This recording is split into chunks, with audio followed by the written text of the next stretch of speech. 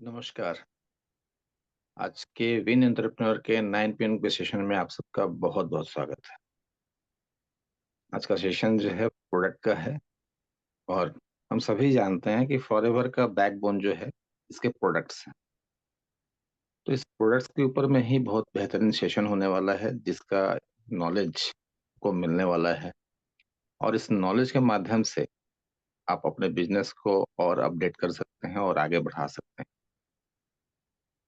आज का जो सेशन होने वाला है, उस सेशन को लेने के लिए बहुत ही ज़बरदस्त शख्सियत हैं जिनको अगर कहा जाए तो प्रोडक्ट का बहुत बेहतरीन नॉलेज रखते हैं। इतना बेहतरीन नॉलेज मुझे तो बहुत कम लोगों में मिला है और मैं भी उनके सेशन को जो अटेंड करता हूँ, बहुत सारे नोट्स भी बनाता हूँ, सीखता भी हूँ और हर बार कुछ न कुछ नया जानने को मिलता है। व्यक्ति एज़ एज तो बहुत यंग है, लेकिन नॉलेज ज़बरदस्त है। तो क्या आप जानना चाहेंगे, सीखना चाहेंगे?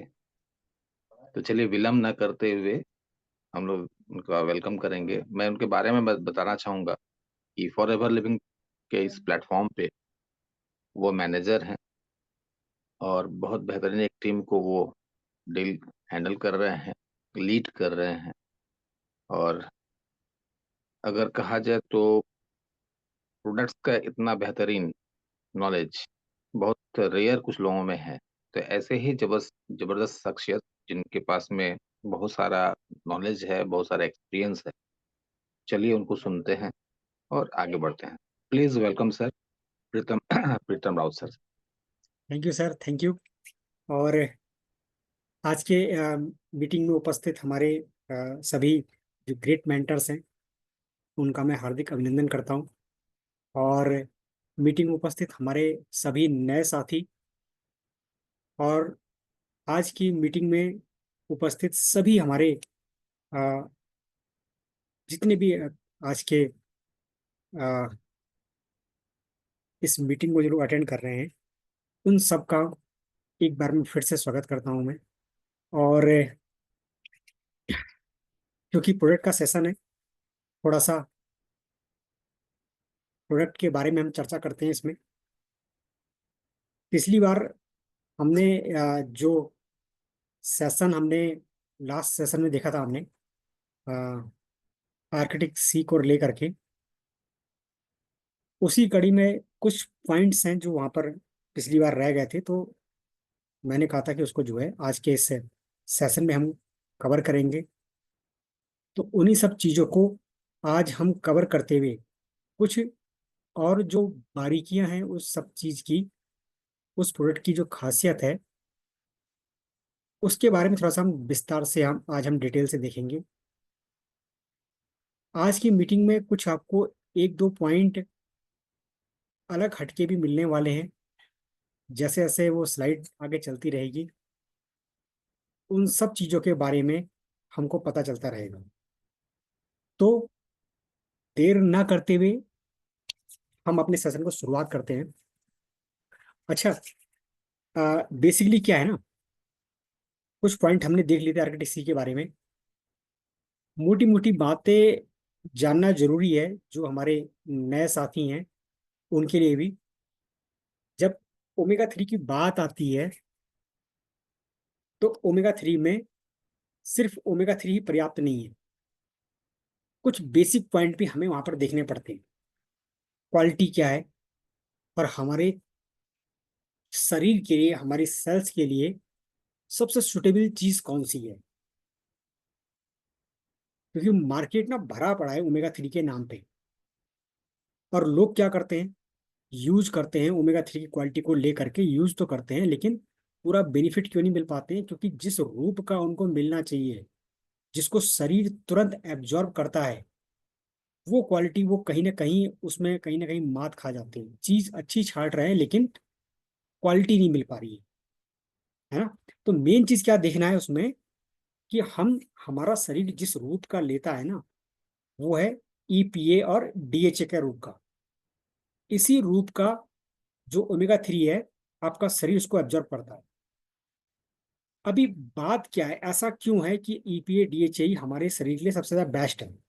इसको हम थोड़ा सा इस स्लाइड से हम समझेंगे बेसिकली मार्केट में आपको अधिकतर 90% केसेस में जो भी आपको ओमेगा 3 मिलेगा ना, वो एएलए के रूप का मिलेगा, है ना। एएलए, अगर आपने ये स्लाइड कुछ बेसिकली आपको अगर पता है ना इस चीज के बारे में, तो आप बहुत कुछ, एक जिसे कहते हैं कि अपने लिए जो बेस्ट क्वालिटी है वो ऑटोमेटिक आप यहीं से कैप्चर कर सकते हो। अभी ओमेगा 3 जो ना, एएलए वाला जो होता है उसको भी हम ओमेगा 3 कहते हैं, जो डीएचए वाला है उसको भी हम ओमेगा 3 कहते हैं, लेकिन दोनों में बहुत बड़ा अंतर है। एएलए वाला जो होता है कौन से रूप का होता है, जो पेड़ पौधों से प्राप्त होता है, जैसे कि जो वेजिटेबल सोर्स से जो प्राप्त होता है, फ्लैक्सीड ऑयल से, चिया सीड से, कैनोला से, वॉलनट से, सोयाबीन ऑयल से। यानी कि जो प्लांट सोर्स से हमको ओमेगा 3 प्राप्त हो रहा है ना, वो एएलए के रूप का है। और ये एएलए वो रूप होता है जिसको हमारा शरीर बिल्कुल भी एक्सेप्ट नहीं करता है। अगर शरीर ने इसको एक्सेप्ट करना है तो पहले वो उसको डीएचए में कन्वर्ट करेगा वो। यानी कि जैसे ही आपने प्लांट के रूप में मिला हुआ जो ओमेगा 3 है, एएलए के रूप वाला, जब आपने खाया उसको, तो खा करके शरीर पहले उसको बहुत सारे प्रोसेस में कन्वर्ट करेगा, एसडीए में, ईटीए में, ईपीए में, डीपीए में, और लास्ट में वो डीएचए में कन्वर्ट करता है। और जब वो लास्ट में डीएचए में कन्वर्ट होता है, तब उसके बाद में शरीर उसको पूरी तरह से सोखता है। लेकिन इसी कन्वर्जन के फैक्टर के दौरान 80 से 85% वो इसी कन्वर्जन के दौरान वहां पर खत्म हो जाता है। हमको मिला कितना, आपने लिया था 100%, लेकिन आपको जो शरीर ने उसको एब्जॉर्ब करा, वो मुश्किल से 10 से 15% ही एब्जॉर्ब करा, क्योंकि कन्वर्ट होते होते जब वो डीएचए के रूप में आया तो केवल 10-15% ही बचा हुआ। और यही वजह है कि वहां पर बंदा ना बहुत लंबे समय तक खाता रहता है, ओमेगा 3 ओमेगा 3, बस खाली इतना पता है कि ओमेगा 3 अच्छा होता है। अब वो ले आया किसी भी रूप का, ये लेकर खा रहा है, वो पता ही नहीं चल रहा है, कुछ बहुत बड़ा अंतर ही नजर नहीं आ रहा उसको, है ना। कारण क्या है ना, जिस रूप का शरीर को चाहिए होता है ना, वो उसको दे नहीं पा रहा है, वो क्वालिटी उसको हाथ नहीं लगी। हमारा शरीर किसको ऑब्जर्व करता है, डीएचए को। जैसे ही आपने खाया, क्योंकि कन्वर्ट तो होना नहीं है, तो जैसे ही उसने खाया तुरंत शरीर ने सोखना शुरू कर दिया। तो ये डीएचए किस रूप, कहाँ से मिलता है आपको, जो ऑयली फिश हो गया, क्रिल ऑयल हो गया, एल्गी ऑयल हो गया, है ना। यानी कि जो मरीन सोर्स से जो प्राप्त होता है ओमेगा 3, वो डीएचए वाली क्वालिटी सबसे जबरदस्त क्वालिटी है जिसको हमारा शरीर एक्सेप्ट करता है। जितना आप खा रहे हो शरीर पूरा का पूरा उसको एब्जॉर्ब कर रहा है वो।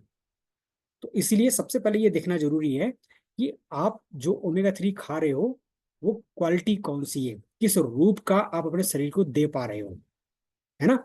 अच्छा, बेसिकली थोड़ा सा, जब यहाँ पर ओमेगा 3 फैटी एसिड की बात आती है, तो ओमेगा 3 फैटी एसिड दो रूप में पाया जाता है, एएलए का रूप में और डीएचए का रूप में, ये तो हमने देखा। और हमारे शरीर को कौन सा चाहिए, डीएचए वाला चाहिए। और अच्छा, जो डीएचए वाला होता है ना, चूंकि वो एनिमल सोर्स से प्राप्त हो रहा है, वो मछली से अगर प्राप्त हो रहा है, तो अगर वो मछली अगर तालाब की मछली हुई, आपके एक्वेरियम की मछली हुई, नदी नालों तालाब की अगर मछली हुई, तो डीएचए तो उसमें भी होगा। लेकिन वहां पर उस माहौल में पलने वाली जो मछलियां होती है ना, उसमें वो क्वालिटी डीएचए की, वो क्वालिटी उसके अंदर होती नहीं है। डीएचए है, भले ही वो डीएचए है, लेकिन वो पोटेंसी उसके अंदर नहीं होती है। इसीलिए जो साइंटिफिक रिसर्च ये कहती है कि अगर आपको डीएचए भी लेना है ना, तो आपको कौन सा लेना चाहिए, मरीन ड्राइव। इसीलिए जो डीएचए को, जो ओमेगा 3 को मरीन ड्राइव्ड ओमेगा 3 के नाम से भी जाना जाता है, marine derived omega 3 fatty acids. यानी कि ऐसा ओमेगा 3 ना, जो आपको समुद्र से प्राप्त, जो एल्गी हो गया, क्रिल ऑयल हो गया, या जो आपका मछलियां हो गया, वहां से प्राप्त होने वाला, क्योंकि वहां पर क्या है ना, एकदम से प्रदूषण रहित वातावरण है, वहां की क्वालिटी की तुलना आप साधारण नदी तालाब के मछलियों की तुलना उससे नहीं कर सकते आप। तो इसीलिए इसका इसका जो ओमेगा 3 का सेकंड नाम है ना, वो है marine derived omega 3 fatty acids. Specially उन्होंने वहां पर कराया हो, क्योंकि जो क्वालिटी आपको वहां मिलेगी वो आपको कहीं नहीं मिलेगी, है ना। और एक लास्ट जो हमने सेशन था उसमें हमने ये भी देखा था कि जो हमारी रेटिना है, उसके लिए भरपूर मात्रा में चाहिए ओमेगा डीएचए चाहिए, क्योंकि जो रेटिना की जो कोशिकाएं हैं ना, वो डेली बेसिस पे कोशिकाएं बन रही है, डेली बेसिस पे मर रही हैं, जो नई कोशिकाएं बन रही हैं उसको भी अपना रीजनरेट करने के लिए, अपना फिर से एक हेल्दी रूप में, उसी रूप में वहां पर आने के लिए जिस चीज की जरूरत होती है वो होता है डीएचए। एक हेल्दी फैट है वो। तो वो बहुत हाई, ऐसे ऐसे नहीं कि छोटी मोटी अमाउंट में, हाई कंसंट्रेशन की अमाउंट में रेटिना को चाहिए। ये हमने लास्ट सेशन में भी हमने देखा था। क्योंकि हमारे जितने भी जो न्यूरॉन्स है, जो आपकी जो नर्व सेल्स होती है ना, वो इसी रेटिना के पास सही होकर गुजरती हैं। तो उनको रीजनरेट करने के लिए वहां पर जितना अच्छा आप वहां पर एक न्यूट्रिशन दोगे, वो कोशिकाएं वहां पर उतना अच्छा काम कर पाएंगी। और इसके बारे में हमने लास्ट सेशन में हमने देखा था हमने कि जो ब्रेन का जो विकास होता है वो लास्ट के 3 महीने में होता है। तो उस टाइम पे अगर बच्चे को सबसे अच्छा अगर डीएचए का सोर्स उसको मिल गया, किसी भी रूप में मिल गया उसको, तो उसका ब्रेन का विकास, आंखों का विकास बड़ी तेजी से होता है। जो हमारे न्यूरॉन्स के डेवलपमेंट होते हैं वो बहुत एक एक अच्छे वे में वहां पर हो पाते हैं। तो जितने अच्छे न्यूरॉन्स होंगे, आपकी जो ब्रेन की जो कैपेसिटी है वो उतनी अच्छी होगी। आपका जो ब्रेन का जो फंक्शनिंग है वो उतनी हेल्दी होगी। अब क्यों भी इंपॉर्टेंट है वहां पे, क्यों भी इंपॉर्टेंट है वहां पर ओमेगा 3 ब्रेन के लिए? क्योंकि हमारे जितने भी न्यूरॉन्स होते हैं ना, पूरी बॉडी हमारे न्यूरॉन्स, पूरी बॉडी हमारा जो है ना, जो सेंसेशन हो गया या किसी भी तरह की जो इंफॉर्मेशन होती है, एक एक कोशिका जो है वो न्यूरॉन से घिरी पड़ी है। एक एक इंफॉर्मेशन जो अब तक ब्रेन तक जा रही है, ब्रेन से जो कमांड है वो रेस्पेक्टिव जब ऑर्गन तक जब जाता है तो इसी न्यूरॉन्स के थ्रू जाता है। लेकिन ये जो न्यूरॉन्स होते हैं ना, आपस में कनेक्टेड नहीं होते। तो उनके बीच में थोड़ा सा गैप होता है वो। और जो भी इंफॉर्मेशन होती है वो एक इलेक्ट्रिक इम्पल्स के रूप में वहां पर कन्वर्ट होकर के दूसरे न्यूरॉन्स तक जाती है। तो वहां पर ओमेगा 3 क्या करता है ना, एक सबसे अच्छा एक न्यूरो ट्रांसमीटर का भी काम करता है। न्यूरो ट्रांसमीटर, न्यूरो ट्रांसमीटर का मतलब क्या हो गया वहां पे कि एक एक नर्व से दूसरी, एक न्यूरॉन्स से दूसरी न्यूरॉन्स में अगर इंफॉर्मेशन जाएगी ना, तो वहां पर उसको एक माध्यम चाहिए, एक न्यूरो के रूप में एक माध्यम चाहिए। तो सबसे अच्छा क्या करता है वो, एक न्यूरो काम करता है, ताकि ताकि वहां पर क्या है कि जो इन्फॉर्मेशन है ना वो बड़ी तेजी से कन्वर्ट हो सके। अच्छा, कभी आपने देखा होगा, इस चीज को महसूस भी करा होगा, जब कभी डॉक्टर्स कभी जब बड़े बड़े ऑपरेशन करते हैं तो वहां पर क्या करते हैं, कुछ इंजेक्शन हमको देते हैं या कुछ ऐसी मेडिसिन हमको देते हैं, इंजेक्शन हमको देते हैं या कुछ भी हमको ऐसा देते हैं जिससे हमारा हमारा जो है दर्द वगैरह, सेंसेशन वगैरह उस एरिया में होता ही नहीं है। फिर आप उसको कितना भी काटते पीटते रहो, कुछ महसूस नहीं होता है। तो वो क्या करते हैं, वो खाली इसी जो न्यूरॉन्स के बीच में जो आपका एक न्यूरो है ना, उसको सप्रेस कर देते हैं। है ना, वो मेडिसिन क्या करती है, वो इंफॉर्मेशन को एक न्यूरॉन से दूसरी न्यूरॉन तक जाने नहीं देती है। अब जब जाएगा नहीं तो वहां पर जो पेन का जो सेंसेशन है वो ना तो वहां तक जा पाएगा, और ना वो सिग्नल ब्रेन तक आ पाएगा, ना ब्रेन से कमांड जा पाएगी। इसीलिए वहां पर बंदे को कभी ऐसा भी लगता है कि जैसे उसका एक, अगर उसके पैर में ऑपरेशन हो रहा है या हाथ में ऑपरेशन हो रहा है, उसको लगता है कि मेरा हाथ ही गायब हो रखा है। क्यों गायब हो रखा है? हाथ तो पहले से है वहां पे, लेकिन वो इंफॉर्मेशन नहीं जा पा रही है ना। तो ये सबसे अच्छा न्यूरो आपका जितना ज्यादा वहां पर हेल्दी रूप में रहेगा, तो आपका जो एक ब्रेन फंक्शनिंग है, वहां से आने वाली जो कमांड है, वहां को जाने वाली कमांड, वहां से आने वाली कमांड है, वो एक रेस्पेक्टेड ऑर्गन तक, चाहे वो शरीर के किसी भी ऑर्गन में हो, किसी भी कोशिका में हो, बड़े अच्छे वे में होता है। तो इसीलिए वहां पर क्या होता है, एक हेल्दी न्यूरो का भी वहां पर काम करता है वो। दूसरी चीज, एक बड़ी कॉमन चीज आपने देखी होगी, अभी हमने एक जो लास्ट स्लाइड था उसके बारे में हमने चर्चा करी थी, लास्ट सेशन में हमने चर्चा करा था कि जो बच्चे का जो ब्रेन होता है ना, लास्ट के 3 महीने में विकसित होता है, 3 महीने में लास्ट पे डेवलप होता है। और अगर आप दोगे तो ब्रेन अच्छा विकास होगा, नहीं दोगे तो न्यूरॉन्स बन नहीं पाएंगे, ब्रेन डेवलप नहीं हो पाएगा। तो कहीं ना कहीं वो समस्या वहां पर उसमें साफ साफ एक मेंटल डिसऑर्डर के रूप में ऐसे बच्चों में देखने में आती है ना। तो सीधी सी बात क्या है ना, जब कभी इस तरह के बच्चे जब कभी पैदा होते हैं, तो आपने देखा होगा उनको ऑब्जर्वेशन पे रखते हैं उनको, एक स्पेशल मशीन्स होती है उस पे, चाहे वो हफ्ता भर रखें, 10 दिन रखें, महीने भर रखें, या ऐसे बच्चे जिनका जन्म समय से पहले हो जाता है तो उनको स्पेशली स्पेशलाइज जो है मशीन के अंदर रखा जाता है। उनकी सारी एक्टिविटी को, जो सारे जो उनके फंक्शनिंग है ना, उसको देखा जाता है कि कहीं कोई डिस्टर्ब तो नहीं है। अब जो जिसे कहते हैं कि प्री टर्म इन्फेंट, यानी कि समय से पहले जो बच्चे जन्म जन्म जिनका जन्म हो गया, तो क्यों हो गया? क्योंकि लास्ट के 3 महीने में जो ब्रेन का विकास होना था वो ढंग से हो नहीं पाया, और ठीक उसी टाइम पे ही पहले ही वो पैदा हो गए, तो क्या होगा, ब्रेन डेवलप नहीं हो पाएगा। फंक्शनिंग में कहीं ना कहीं कुछ ना कुछ डिस्टर्बेंस वहां पर होगा। इसलिए वहां पर ऑब्जर्वेशन वहां पर रखा जाता है ना। या जिसको डीएचए ढंग की मात्रा में नहीं मिला, जिस समय उसका ब्रेन बन रहा हो, तब भी दिक्कत आती है ये। तो ये सब चीजें क्या है। अच्छा, जो ऐसे जो बच्चे होते हैं ना, उनको बाद में एक फार्मूला डाइट दी जाती है। ये आप अक्सर आपने बच्चों को खिलाया भी होगा, जाने अनजाने में अपने बच्चों को खिलाया होगा, जरूर खिलाया होगा, है ना। और अगर नहीं भी खिलाया होगा, तो अगर कुछ कॉम्प्लिकेशन अगर आए भी होंगे, तो बच्चों को स्पेशली यहाँ पर ये इसे कहते हैं फार्मूला डाइट, ये इनको दी जाती है। अब सोच के देखो ये क्या है यहाँ पे, इसमें क्या है, वही डीएचए। जब कभी ध्यान से देखोगे ना आप, क्या है उसके अंदर, डीएचए, है ना। एक जो नेस्ले का आता है, क्या है उसके अंदर, यहाँ पे साफ साफ लिखा हुआ है डीएचए। डीएचए बॉर्नविटा में क्या है, डीएचए है।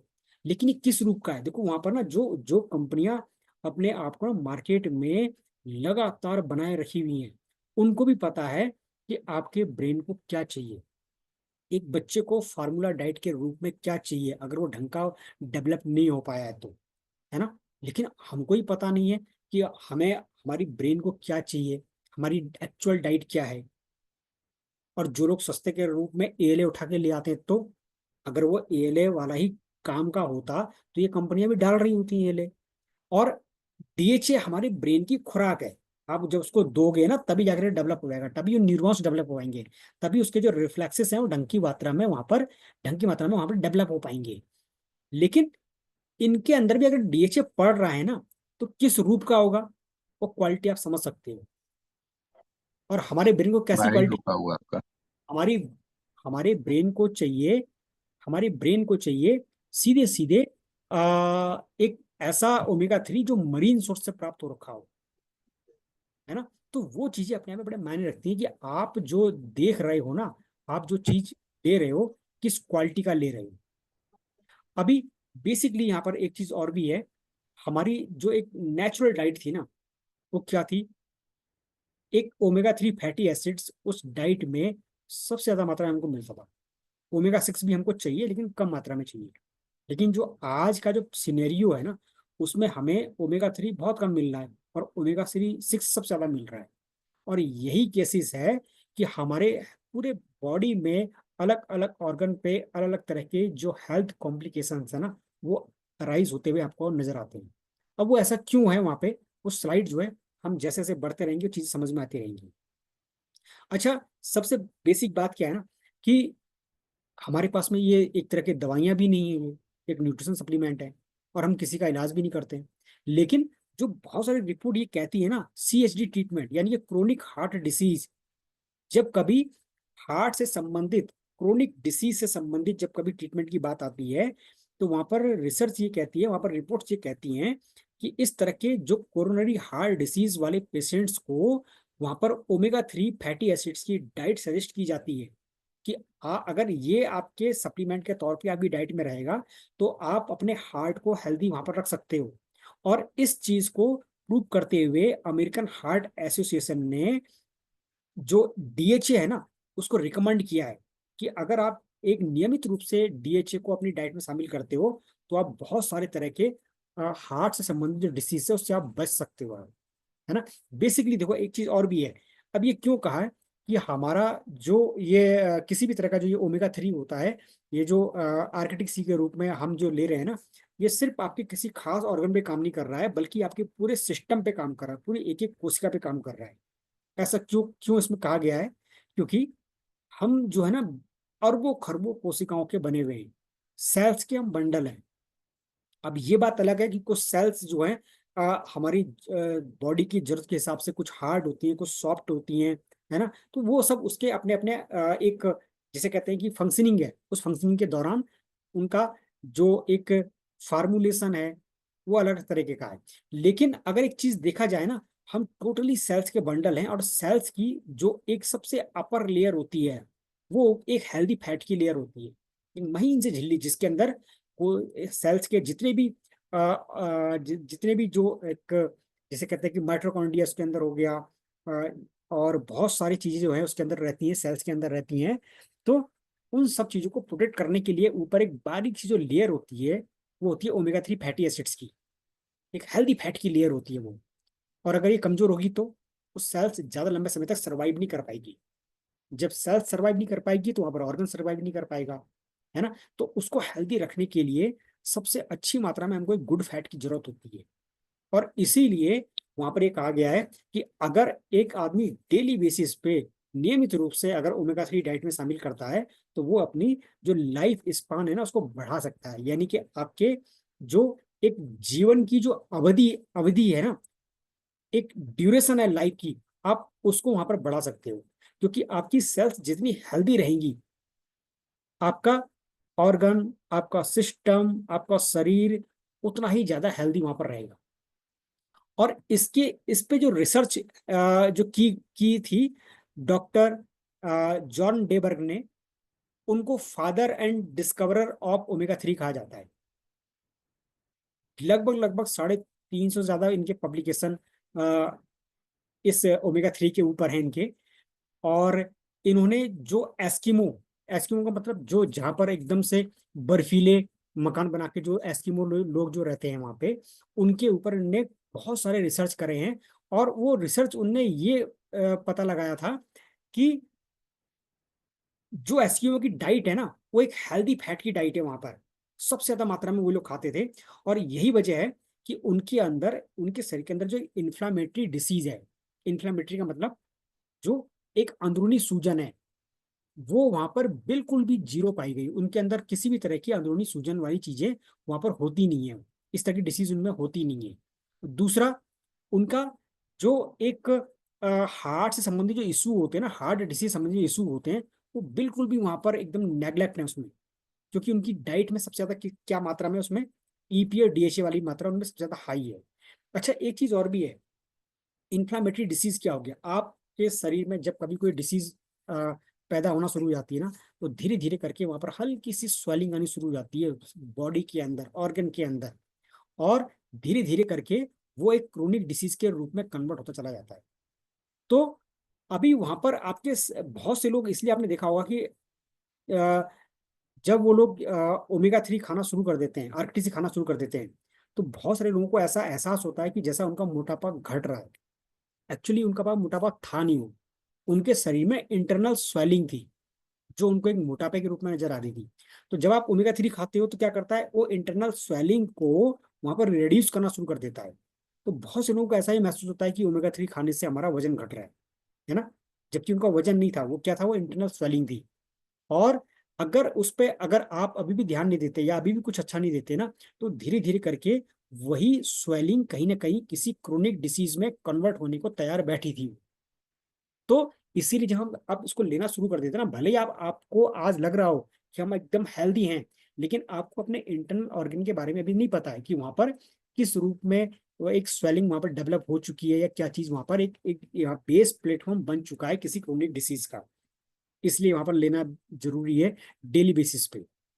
जैसे जैसे हमारा हम एडवांस होते गए ना, हमारी डाइट से जो ओमेगा 3 है वो लगातार घटता गया। और जो ओमेगा 6 है जो हमें बहुत कम मात्रा में चाहिए, वो लगातार बढ़ता गया। तो इसने क्या करा ना, सबसे ज्यादा डिसबैलेंस करा हमारी हेल्थ को लेकर के। और इसीलिए जो डॉक्टर जॉन डेवर्ग है, उन्होंने एक बुक लिखी है जिसपे लिखा हुआ है the missing wellness factor, EP and DHA. यानी कि हमारे एक एक गुड हेल्थ के लिए, एक अच्छे स्वास्थ्य के लिए ना, जो सबसे ज्यादा एक मिसिंग कड़ी है, एक ऐसी कड़ी जो कहीं ना कहीं जिसका हम मिस कर रहे हैं जिसको, वो यही है ईपीए और डीएचए के रूप में। क्योंकि अगर आपकी डीएचए आपके शरीर में अच्छी मात्रा में होगा, एक हेल्दी वे में होगा, तो क्या करेगा, वो हमारे शरीर से ना ब्लड क्लॉटिंग, हमारे शरीर में कहीं भी अगर ब्लड क्लॉटिंग हो रही है तो उस क्लॉटिंग को नहीं जमने देगा वो। अक्सर आपने देखा होगा जो कहीं ना कहीं ऐसे लोग जिनका खून गाढ़ा रहता है या जिसको हार्ट संबंधी समस्या होती है, अक्सर वो कहीं ना कहीं डिस्प्रिन टैबलेट उनके पास में रहती है ना। वो डिस्प्रिन टैबलेट क्या करती है, हमारे खून को पतला करती है, क्लॉटिंग नहीं आने देती है उसमें। अब डिस्प्रिन क्यों खाते हो आप सिर दर्द के लिए खाते हो आप, है ना, कहीं शरीर में दर्द हो रहा है तब आप खाते हो। लेकिन उसका एक फैक्टर ये भी है कि वो शरीर में कहीं क्लॉट नहीं होने देता है। थक्का नहीं जमने देता है नसों के अंदर, इसलिए वहां पर रखना उनकी मजबूरी बन जाती है। तो ये एक ऐसा नेचुरल चीज है ना ओमेगा थ्री के रूप में, एक ओमेगा थ्री के रूप में, डीएचए के रूप में एक ऐसा नेचुरल चीज है कि जो प्राकृतिक रूप से हमारे शरीर के अंदर ब्लड क्लॉटिंग को नहीं होने देता है। हमारी जो ब्लड वेजल्स हैं उनको डायलेट करके रखता है, थोड़ा सा चौड़ा करके रखता है वहां पर, ताकि हमारी हर कोशिका तक, हर सेल्स तक भरपूर मात्रा में वहां पर ब्लड वहां पर फ्लो हो सके। किसी भी तरह का जो इन्फ्लामेशन शरीर में हो रहा है, किसी भी कोशिका में, किसी भी ऑर्गन में, तो उस सूजन को वहां पर वो रोक सके। अब जो हमारे एयर पासेज हैं फेफड़ों में, जो बारीक बारीक पूरा एक हमारा एयर पासेज का जो जाल बिछा पड़ा है ना, उसको डायलेट करता है, ताकि आपकी जो रेस्पिरेटरी संबंधी कुछ समस्या है तो वो उसको भी वहां पर इम्प्रूव कर सके। वहां पे शरीर में जो पेन है उसको रिड्यूस करने का काम करता है, इम्यून सिस्टम को स्ट्रांग करेगा, ब्रेन फंक्शन को स्ट्रांग करेगा, क्योंकि अगर हमारी जो नसें अगर डायलेट होंगी, ब्लड ज्यादा मात्रा में जाएगा, ऑक्सीजन ज्यादा मात्रा में जाएगा, तो हमारा ब्रेन फंक्शन तो ऑटोमेटिक होना ही होना है। दूसरी चीज, वो जो हमारी ब्रेन की डाइट है ना, 60 to 70% जिस फैट की, हेल्दी फैट की बनी हुई है, वो क्या है, ईपीए और डीएचए ही है। उसके जो न्यूरॉन जितने ज्यादा अच्छे बनेंगे, विकसित होंगे, वहां पर जो एक न्यूरो ट्रांसमीटर को के रूप में जब उनको मिलेगा ये चीज, तो हमारे ब्रेन का फंक्शन तो ऑटोमेटिक वहां पर इंप्रूव होना ही होना है ना। तो शरीर में किसी भी तरह की, अच्छा आप अगर ओमेगा सिक्स आप जो दे रहे हो आजकल, ओमेगा सिक्स क्या है, जस्ट इसका उल्टा ओमेगा सिक्स है। और यही वजह है कि हमारी डाइट में ओमेगा सिक्स आजकल जब ज्यादा है, तो वो क्या कर रहा है, सारे के सारे यही कॉम्प्लिकेशन तो आज आप देखने को आप मिल रहा है। आप हर दूसरे तीसरे व्यक्ति को आप देखो तो यही कॉम्प्लिकेशन उसके अंदर है। और अगर नहीं है तो कहीं ना कहीं वो उस राह पे वो चल पड़ा है। तो इसीलिए उन्होंने क्या कहा है इसको, ओमेगा थ्री को, एक डीएचए को क्या कहा है, एक मिसिंग वेलनेस फैक्टर का नाम दिया है इसको। प्रीतम तो सर, कुछ, आपका स्लाइड शायद मूव नहीं कर रहा है क्या? जी सर, अब मूव कर रहा है इस समय। नहीं सर, रुका हुआ वो की जगह। जस्ट एक मिनट है, मैं दोबारा शेयर करता हूँ।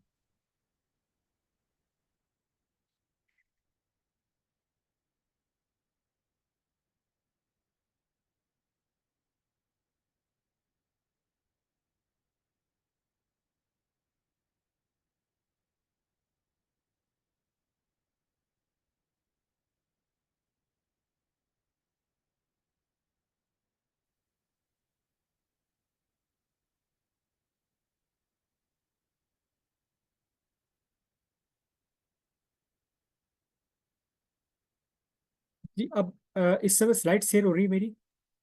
Yes sir. Okay, thank you जी। तो ये क्या कर रहा है ना, हमारे शरीर के अंदर जब जब कोलेस्ट्रॉल डिपॉजिट होना शुरू हो जाता है, तो धीरे धीरे करके वहां पर ब्लड फ्लो होना वहां पर कम हो जाता है। अच्छा, एक चीज और भी है, अगर जब ये इसका मेन काम क्या हो गया, जो हमारे शरीर में किसी भी तरह का अगर कोलेस्ट्रॉल जब जमा होना शुरू हो जाता है, तो ये इसको कैप्चर करके बाहर निकालता है जितनी ज्यादा मात्रा में। डीएचए का मेन काम क्या हो गया कि शरीर में कहीं भी कोलेस्ट्रॉल है ना, उसके ऊपर एक एक बाइंडिंग करके, कोटिंग करके उसको शरीर से बाहर निकालने का काम करता है। और अगर वो नहीं निकालेगा तो वो शरीर में जहां जहां कहीं भी कोलेस्ट्रॉल रहेगा, तो वो जमा करेगा, जमा करता रहेगा, ब्लड को फ्लो नहीं होने देगा। फिर हम अलग तरह के जो काम करते रहते हैं, जैसे कि आपका कभी ब्लड पतला कर दिया, कभी स्टेंट डाल दिया, कभी बाईपास सर्जरी कर दिया, है ना। यही चीज हमारे ब्लड में जाना शुरू हो गया, जगह जगह नसों में जाना शुरू हो गया, तो वहां पर बीपी की समस्या, ब्रेन में गया तो ब्रेन हेमरेज की समस्या, ये सारी चीजें वहां पर राइज होना शुरू हो जाती है। कारण क्या था, कारण सिर्फ एक ही था वहां पे, कि हम, हमारे शरीर से ना, हमारे ब्लड में जो कोलेस्ट्रॉल है ना, वो रिड्यूस नहीं हो पा रहा था, वो हट नहीं पा रहा था। वो चाहिए, बिल्कुल चाहिए, कोलेस्ट्रॉल आपके शरीर को चाहिए। वो क्यों चाहिए, क्योंकि उसी से ही बहुत सारे तरह के जो हार्मोन्स होते हैं ना वो बनते हैं वो। लेकिन अगर जरूरत से ज्यादा मात्रा में चला गया वो, और शरीर इसको निकाल नहीं पा रहा है, तो क्या होगा, वो कहीं ना किसी ऑर्गन पे जाकर के वहां पर जमा होना शुरू हो जाएगा। डीएचए का इंपॉर्टेंस क्या है, कि वो जितनी भी एक्सेस अमाउंट है उसको बाइंड अप करके शरीर से बाहर निकालता है, इसलिए डेली बेसिस पे जरूरी है। अच्छा, एक चीज और भी है वहां पे, और कहाँ कहाँ पर काम करता है, जैसे अरिदमिया। अरिदमिया का मतलब क्या हो गया, इरेगुलर हार्ट बीट। अक्सर ये कहीं ना कहीं एक ये समस्या बड़ी तेजी से एक अराइज होती हुई नजर आ रही है ये। अब इसमें बंदा क्या करता है ना, पेस मेकर लगाता है। पेस मेकर, कारण क्या हो गया इसका, कारण क्या हो गया, देखो बेसिकली क्या होता है ना, हमारे हार्ट में ना, हमारे हार्ट के ऊपर एक कोशिका है नेचुरल, जिसे हम कहते हैं पेस मेकर, ठीक है ना, नेचुरल है वो। अब उसका मेन काम क्या हो गया, उसका मेन काम हो गया इलेक्ट्रिसिटी जनरेट करना। अब अगर वहां पर, अगर वो एक बार में, एक मिनट में अगर 100 बार ये जो कोशिका है, अगर वो एक बार में 100 बार, एक मिनट में अगर 100 बार इलेक्ट्रिसिटी को जनरेट कर रही है, तो हमारा हार्ट जो है ना 100 बार बीट करेगा। अगर वहां पर वो 72 बार कर रहा है तो 72 बार बीट करेगा। 40 बार अगर वहां पर इलेक्ट्रिसिटी जनरेट कर रहा है तो 40 बार वहां पर करेगा। यानी कि जितनी बार वो पेस मेकर, यानी कि हमारी जो नेचुरल कोशिका है, जितनी बार इलेक्ट्रिसिटी जनरेट करेगा ना, वो हमारी हार्ट बीट को काउंट करता है, वो हार्ट बीट को वहां पर जनरेट करता है।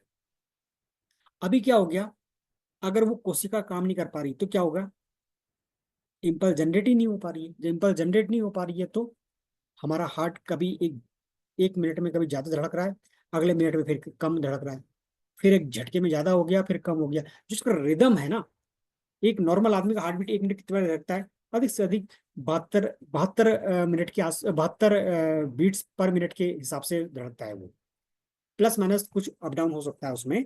लेकिन अगर एक झटके में ज्यादा होने लग गया, एक झटके में कम होने लग गया, तो क्या हो गया, वो होता है अरिदमिया, इरेगुलर हार्ट बीट, है ना। तो वहां पर कारण क्या है, वहां पर कारण ये है कि आपका वहां पर इम्पल्स ढंग से जनरेट नहीं हो पा रहा है वो। अब जनरेट नहीं हो पा रहा है तो कभी भी लगेगा कि आपकी जो हार्ट बीट है वो स्किप हो गई, कभी ऐसा लगता है कि बस बहुत तेज धड़क रहा है दिल हमारा, है ना। तो ये सब चीजें क्या होती है ना, ऐसी केसेस में इसको एक बैलेंस करने के लिए, उस रिदम को ठीक रखने के लिए एक एक आर्टिफिशियल पेसमेकर लगाया जाता है। अब उसमें क्या कर दिया उसने, एक जो बैटरी होती है, लाइफ इसकी कितनी भी हो सकती है, 2 साल, 5 साल, 10 साल, जैसा खर्चा करो वैसी इसकी बैटरी की लाइफ होती है। और वो सीधे सीधे तार जाता है आपके जो हार्ट के चैम्बर के, जहां पर भी डिस्टरबेंस होता है वहां पर जाकर के वो फिट कर देते हैं उसको। अब इसका काम क्या होता है, बस खाली ऐसे ही पड़ा रहेगा वो। जैसे ही आपके हार्ट ने काम करना बंद करा, वो हल्का सा इलेक्ट्रिक शॉक देगा वहां पे, यानी कि आपकी जो बीट्स है ना, उस बीट्स को वहां पर गायब नहीं होने देगा वो। फिर क्या होगा, आपका हार्ट आपको पता भी नहीं चलेगा और आपका एकदम सारा सिस्टम नॉर्मल चलता रहेगा। कारण क्या था, कारण ये था वहां पे कि जो आपकी इम्पल्स थी ना ढंग से जनरेट नहीं हो पा रही थी, आप अपनी हार्ट को कुछ ऐसा दे नहीं पा रहे थे, कुछ ऐसी अच्छी चीज नहीं दे पा रहे थे कि वहां पर वो उस इलेक्ट्रिसिटी को जनरेट कर सके। तो वहां पर क्या चीज जरूरत है, वहां पर एक ओमेगा 3, ताकि आपकी हार्ट का एक प्रॉपर डाइट उसको मिल सके, इसलिए वहां पर वो इम्पोर्टेंट है वहां पे, है ना। अच्छा, एक चीज और भी आती है वहां पे अक्सर, आपने देखा होगा, जैसे छोटे बच्चे हैं ना, 2 दिन के, 10 दिन के बच्चे, 15-20 दिन के बच्चे, एकदम से, है ना,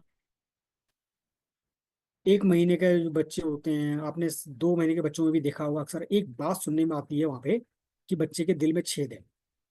हम्म कारण क्या हो गया वहां पे, कारण क्या हो गया, अब वो जैसे से अब इतने छोटे होते हैं कि ऑपरेशन हो नहीं सकता, क्योंकि हार्ट जो है ना 8-9 साल तक, 10 साल तक फुल डेवलप हो जाता है। और जब तक डेवलप होता है तब तक क्रिटिकल केसेस में, बहुत ही क्रिटिकल केसेस होता है तभी जाकर के वहां पर ऑपरेशन कर पाते हैं, और नहीं तो उसको टालते रहते हैं कि कम से कम एक बार डेवलप होने दो उसको, उसके बाद ही तो हम देखेंगे। तो उनके हार्ट में ना बच्चों के दिल में छेद होता है। तो एक्चुअली वहां पर क्या होता है ना कि दिल का छेद का मतलब क्या हो गया, कि जो हार्ट के जो 4 चैम्बर होते हैं ना, तो वहां पर क्या होते हैं, वो जो उनके जिसे कहते हैं कि वाल्व जो होते हैं ना, वाल्व प्रॉपर डेवलप नहीं हो पाते वहां पे। जो डेवलप नहीं हो पाए, एक अच्छी डाइट नहीं मिल पाई, कोशिकाएं डेवलप नहीं हो पाई। जब डेवलप नहीं हो पाई, अच्छा ये जो वाल्व होते हैं ना, ये सिर्फ एक ही तरफ को खुलते हैं, वो वन वे होते हैं वो, एक तरफ ब्लड आगे गया, उसके बाद प्रॉपर तरीके से बंद हो गए, फिर वो बैक फ्लो नहीं मार पाता है। अभी क्या होगा, अगर ये वाल्व डेवलप नहीं हो पाया, ढंग से डेवलप नहीं हो पाया, तो क्या होगा, वहां पर थोड़ा सा गैप रह जाएगा। या अगर वो कमजोर पड़ गया तो क्या होगा, जैसे ही ब्लड ने प्रेशर मारा, वो वापस बैक में भी खुलने लगेगा। तो क्या हो गया, ब्लड वापस आना शुरू हो जाता है, तो क्या बोल देते हैं वहां पर कि आपके दिल में छेद है ना। वाल्व जो है कहीं ना कहीं कमजोर हो चुका है वहां पे। फिर क्या होता है वहां पे, वो कहीं ना कहीं एक आर्टिफिशियल वाल्व लगाया जाता है उसको काट करके। ऐसे केसेस में भी आप अगर जो है ना ओमेगा 3 देना शुरू कर देते हो आप, तो क्या होता है, वो एक्चुअली क्या होता है ना, हमारे वाल्व की डाइट है, नेचुरल उसको डेवलप करेगा। अब देखो सीधी सी बात है ना, ये कोई दवाई भी नहीं है, ये कोई मेडिसिन भी नहीं है, लेकिन वो हमारे ना ऑर्गन की डाइट है। अब इतने छोटे बच्चे को आप जो है ना क्या क्या कैसे करके दोगे आप, इतना बड़ा कैप्सूल तो खाएगा नहीं वो। उसको पंचर करके एक दो बूंद, थोड़ा सा एक दो 2-4 बूंद शहद में, एक दो बूंद उसको आप ओमेगा 3 को मिक्स करके चटाना शुरू कर दो उसके पास खाली ऐसे ही। आप विदिन 1 महीने 2 महीने के अंदर ना, आप जो चेंजेस देखेंगे आप खुद हैरान रह जाएंगे। वो धीरे धीरे करके वो गैप भरना शुरू हो जाता है। तो क्या करा इसने, ये कोई मेडिसिन तो है नहीं, ये वो न्यूट्रिशन है ना जो इसकी डाइट है, जो वाल्व की डाइट है, उसको भरना शुरू कर देता है। और धीरे धीरे करके ना, वहां पर जब उसका एक प्रॉपर डाइट मिलती है, वो वाल्व स्ट्रांग हो जाता है, तो वो ऑटोमेटिक वो गैप भी वहां पर भरना शुरू हो जाता है। अब बड़ों में देखो आप क्या होता है वहां पे, अक्सर आपने देखा होगा जिसे हम कहते हैं वेरिकोज वेन। हमारे जो सारे शरीर की जो नसें होती हैं, उन नसों में भी जगह जगह पे हर इंच इंच पे वाल्व होता है, सिर्फ पैरों में ही नहीं होता बल्कि शरीर में पूरी नसों में सभी जगह होता है वहां पे वो। अब ये वाल्व का मेन काम क्या हो गया, वाल्व का मेन काम क्या हो गया कि ब्लड के फ्लो को एक ही दिशा में बना के रखना। क्योंकि आपके पैरों में ऐसी कोई मोटर तो ये नहीं है कि सीधे वो स्टार्ट करा और पंप जो है, ब्लड जो है सीधे सीधे आपके सिर तक चला गया, है ना। तो ये वाल्व ही वो काम करते हैं कि इधर से ब्लड आया वो आगे गया, और फिर वो आगे चला गया, फिर नीचे से और ब्लड आया, वो एक दूसरे से पुशअप करते हुए सीधे आगे आगे चलते रहता है वो। अब जिन लोगों का ना ये वाल्व कमजोर हो जाते हैं, तो फिर क्या होता है, जब वाल्व कमजोर हो गया तो अब वो उस प्रेशर को झेल ही नहीं पा रहा है ना। ब्लड आया आगे गया, वाल्व कमजोर हो गया, तो उसने क्या करा, धीरे धीरे बैक मारना शुरू कर दिया। और जब वो बैक मारना शुरू कर दिया तो क्या हो गया, एक तो जो ब्लड आ रहा है वो, और ऊपर से जो वापस बैक मार रहा है वो एक ही जगह पे इकट्ठा होना शुरू हो गया। जब इकट्ठा होना शुरू हो गया तो नसें वहां पर फूलना शुरू हो जाती हैं। फिर धीरे धीरे करके वहां पर और ब्लड इकट्ठा होना शुरू हो जाता है, और पूलिंग होना शुरू हो जाती है। अब ऐसे केसेस में देखो हम क्या करते हैं, वहां पर अगर आप बहुत लंबे समय तक खड़े रहो तो नसें एकदम से बाहर निकलना शुरू हो जाती हैं, वहां पे आड़ी तिरछा होना शुरू हो जाती हैं। ज्यादा से ज्यादा आप क्या करोगे वहां पर, एक रेस्ट वाली कंडीशन में रहोगे, लेकिन रेस्ट वाली कंडीशन में कब तक रहोगे आप, है ना। फिर ज्यादा से ज्यादा क्या करोगे आप, एक टाइट मोजा पहनना शुरू कर दोगे, टाइट सॉक्स पहनना शुरू कर दोगे। तो वो सॉक्स आपको थोड़े समय तक आराम दे सकता है ना, एकदम से जकड़ के रखेगा तो। लेकिन एक्चुअल में क्या है ना, आपकी डाइट क्या है वहां पे, आपकी जो डाइट है ना ओमेगा 3, जो एक्चुअली इस वाल्व की डाइट थी वो प्रॉपर नहीं मिल पाई वो। आज जब दे नहीं पाए तो कमजोर होते चले गए वो। तब वहां पर हमारी जरूरत है शरीर को कुछ ऐसा देने की, ताकि हमारे जो वाल्व है ना पूरे शरीर में, चाहे वो आपके स्टमक के ऊपर वाल्व हो, है ना, चाहे वो आपके नसों के वाल्व हो, चाहे आपके हार्ट के वाल्व हो, कहीं पर भी हो, उनको एक प्रॉपर डाइट मिल सके, वो प्रॉपर रूप से फंक्शनिंग कर सके वहाँ पे। और जो एक रिसर्च ही कहती है कि अगर ओमेगा 3 आप डेली बेसिस पे आप अपनी डाइट में उसको शामिल करते हो, कौन सा वाला, वो खाली ऐसी नदी तालाब वाली मछली का नहीं, मरीन्स जो ड्राइव फैटी एसिड्स है, यानी कि जो समुद्री एकदम जिसे कहते हैं पॉल्यूशन फ्री जोन में जो मछलियां जो रहती हैं, जिसे कहते हैं मरीन ड्राइव फैटी एसिड। आप अगर ऐसा फैटी एसिड ओमेगा 3 के रूप में, डीएचए के रूप में लेना लेते हो, तो ये जो breast cancer, prostate cancer, colon cancer को भी वहां पर ट्रैप करने की क्षमता रखता है, उसको भी वहां पर प्रोलिफरेट नहीं करने देता है, कोशिकाओं को वहां पर एक बढ़ने नहीं देता है वहां पे, कैंसर कोशिकाओं को कैप्चर कर देती है ना। तो किस किस किस किस रूप में चाहिए आपको, एक डीएचए के रूप में, ईपीए डीएचए के रूप में। और इसीलिए फर्स्ट टाइम से ही, फर्स्ट स्लाइड से ही मैं बार बार इसी बात पे जोर देता हूँ कि आप अगर ओमेगा 3 ले रहे हो तो मार्केट से आप केले के रूप में मत छांटो आप उसको, बहुत भरा पड़ा है वो। और जो लोग कहते हैं कि असर नहीं करता है या रिजल्ट नहीं आता है, आप सबसे पहले उनका सोर्स देखो इन्होंने लिया क्या था, है ना। डायबिटीज, डायबिटीज में भी बड़ा जबरदस्त काम करता है ओमेगा 3। एक्चुअली होता क्या है ना, जब हमारा शरीर, जब इंसुलिन सेक्रेट जब करता है, तो इंसुलिन क्या करता है, हमारे ब्लड में मौजूद जो एक्स्ट्रा शुगर है, उस एक्स्ट्रा शुगर को न्यूट्रलाइज कर देता है एकदम से। आप जो भी खा रहे हो, शुगर लेवल बढ़ रहा है, उसको डेली बेसिस पे न्यूट्रलाइज कर रहे हैं। अभी होता क्या है ना, जब आपके ब्लड में कोलेस्ट्रॉल की मात्रा ज्यादा हो जाती है, तब वो क्या करता है, क्योंकि ब्लड जब शरीर में घूम रहा है, उसके साथ साथ में ब्लड के साथ साथ में आपका इंसुलिन भी घूम रहा है, जो घूम घूम के पूरे शरीर में से आपके एक एक कोशिका में से, ब्लड में से जो एक्स्ट्रा मात्रा में जो शुगर है उसको न्यूट्रलाइज कर रहा है, लगातार बह रहा है उसके साथ में। लेकिन अगर आपके शरीर में, ब्लड में अगर कोलेस्ट्रॉल की मात्रा ज्यादा हो गई, तो कोलेस्ट्रॉल भी आपके ब्लड में ही घूम रहा है, वो भी, वो कोलेस्ट्रॉल क्या करता है ना, इंसुलिन के ऊपर बैठ जाता है वो, और बैठ करके उस इंसुलिन को बहने नहीं देता है, वो कैप्चर कर लेता है। अब आपका शरीर इंसुलिन तो भरपूर मात्रा में बना रहा है, ब्लड में भी भेज रहा है, लेकिन ब्लड में इंसुलिन घूम नहीं पा रहा है। क्यों नहीं घूम पा रहा है? क्योंकि उसके ऊपर कौन बैठ गया है? उसके ऊपर बैठ गया है आपका ये कोलेस्ट्रॉल बैठ गया है, कोलेस्ट्रॉल के पार्टिकल बैठ गए हैं। वो उसको बहने नहीं दे रहे हैं, उसका काम नहीं करने दे रहे हैं उसको। तो आप जब वहां पर रिपोर्ट कराते हो, तो कहीं ना कहीं वहां पर एक डायबिटीज के रूप में वो चीज, समस्या कहीं ना कहीं निकल के आती है, वो फ्लक्चुएट करती है। आज ठीक हो गया, कल को ज्यादा हो गया, परसों को ज्यादा हो गया, फिर एक दिन ठीक हो गया। भाई यही फ्लक्चुएशन वहां पर चलता रहता है। कारण क्या है? वो उसको प्रॉपर वर्क नहीं करने दे रहा।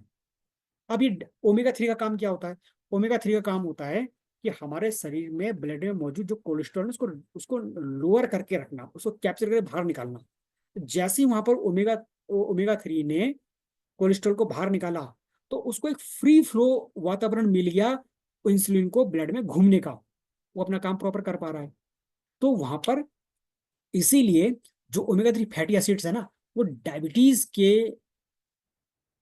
जो ऐसे पेशेंट्स हैं जो कहीं ना कहीं इससे प्रभावित हैं, अगर आप लेना, लगातार इसको लेना शुरू कर देते हो, तो उसमें भी यहाँ पर इंप्रूवमेंट दिखाई देना शुरू हो जाता है। तो इसीलिए जो है ना, जो ओमेगा 3 है वो सिर्फ एक हार्ट पे नहीं, बल्कि हमारे पूरे सिस्टम पे, ब्रेन पे, न्यूरोट्रांसमीटर पे, न्यूरॉन्स पे, है ना, हमारे कोलेस्ट्रॉल लेवल पे, कहीं ना कहीं हमारे शरीर की जो वाल्व है उसको इसको स्ट्रांग रखता है। बहुत सारी चीजें हैं। और एक एक कोशिका के ऊपर जो एक महीन सी परत बना के रखता है, हमारी सेल्स को हेल्दी रखता है। जितनी लंबी लाइफ उसकी होगी, उतनी लंबी लाइफ हमारी भी होगी। तो उसके लिए इंपॉर्टेंट है ये।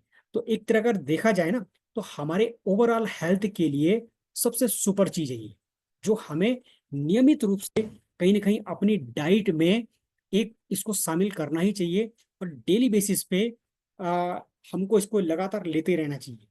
क्योंकि आज हम जिस माहौल में रह रहे हैं, उस माहौल में अपने आप को जो एक अच्छा डाइट के रूप में हमें कुछ ना कुछ वहां पर देना ही पड़ेगा। और अगर आप नहीं देते हो, तो कहीं ना कहीं न्यूज पेपर, डेली बेसिस पे कुछ ना कुछ आपको वहां पर मिल ही जाएगा, है ना। तो बहुत सारी चीजें मैं समझता हूँ कि आज के सेशन से भी हमको बहुत सारी चीजें, एक नई चीजें हमको, नए टॉपिक, नई चीजें हमें आर्किटेक्चर के बारे में पता चली होंगी। और समय भी हो चुका है। बाकी मैं अपने सेशन को यहीं पर बाइंड अप करता हूँ, और मैं फिर इनवाइट करता हूँ सर को। Sir please continue the meeting. Thank you sir, बहुत जबरदस्त सेशन रहा। और ओमेगा 3 का इतना सारा बेनिफिट एक्चुअल कहिए तो मुझे भी पता नहीं था। तो आज बहुत सारा इन्फॉर्मेशन मिला है, और मुझे लगता है कि आज जो लोग भी ज्वाइन किए हैं उन्होंने नोट्स भी बनाया होगा, और बहुत सारे इन्फॉर्मेशन को ये आगे लेकर बढ़ेंगे और अपने बिजनेस को और ज्यादा डेवलप कर पाएंगे। तो thanks to thanks a lot आज के इस सेशन के लिए और इतना बेहतरीन इन्फॉर्मेशन के लिए। चलिए कल फिर हम लोग मिलेंगे, आज के सेशन को यहीं हम वाइंड अप करेंगे। और कल फिर मिलेंगे 9 PM एक नए टॉपिक के साथ, एक नए स्पीकर के साथ। तब तक के लिए शुभ रात्रि, गुड नाइट। Thank you.